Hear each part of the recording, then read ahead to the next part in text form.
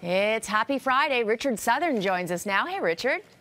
Happy Friday. We've made it. We've almost done it. We've made it.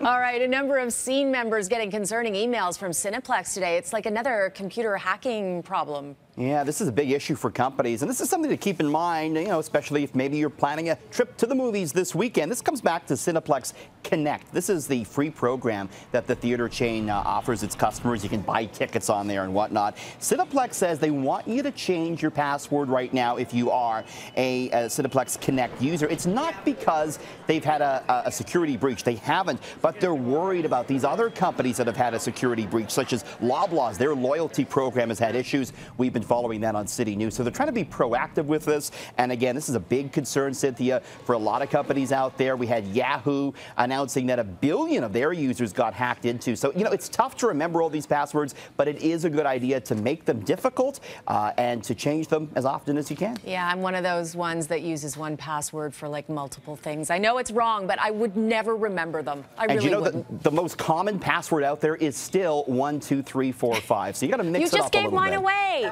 Okay. Now, Canadian inflation jumped to its highest level in 2 years in January. In Queen's Park, new carbon taxes are getting the blame.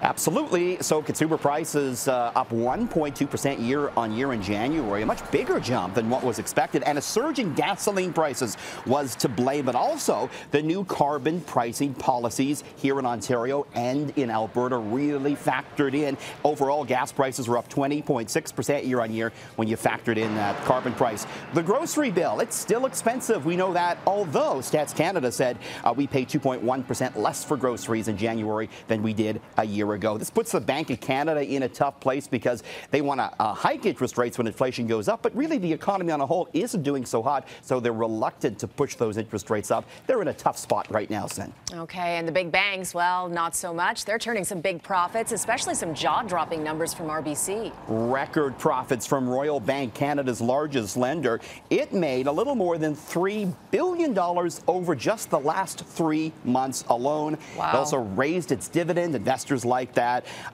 Banking in Canada, the Canadian banking division did well. Their U.S. business did well, but they made a lot of their money, Cynthia, in what they call their capital markets divisions. These big banks, they take the funds that they have and they play the market with it. And we know stocks have been hitting all-time highs. Just today, the Dow closed at a record high for an 11th straight day. So the banks, they're benefiting from that. And Royal Bank stock, by the way, down today, but up almost 50% over the past 12 months. It's been a high flyer on Bay Street. No kidding. Now, the Oscars, always fun to watch. They're this Sunday, and you're looking at the highest grossing nominated films this year. Yeah, and topping the list, I think, is the movie that is expected to clean up. It is La La Land, and that pulled in a worldwide box office of $340.5 million and a budget of $30 million. So big money maker right there, La La Land. Number 2, Arrival, $195.3 million at the box office with a budget of $47 million. Number 3, it's Hacksaw Ridge, $174.9 million is what that flick pulled in with a budget of 40. Hidden Figures, number 4, $165.5 million total at worldwide box office with a budget of $25 million. And finally, Lion, it had a worldwide box office total of $76.3 million. I've only seen one of those, Cynthia, and that's Arrival. And Arrival has a City News connection. Do you know what that is? No. Tammy Sutherland is in it. Then I must watch it. I must watch it. She plays a newscaster, so it's quite the stretch. But there you go. That's the City News Oscar connection this year. And I'm sure she's brilliant. Thank you, Absolutely. Richard. Thanks.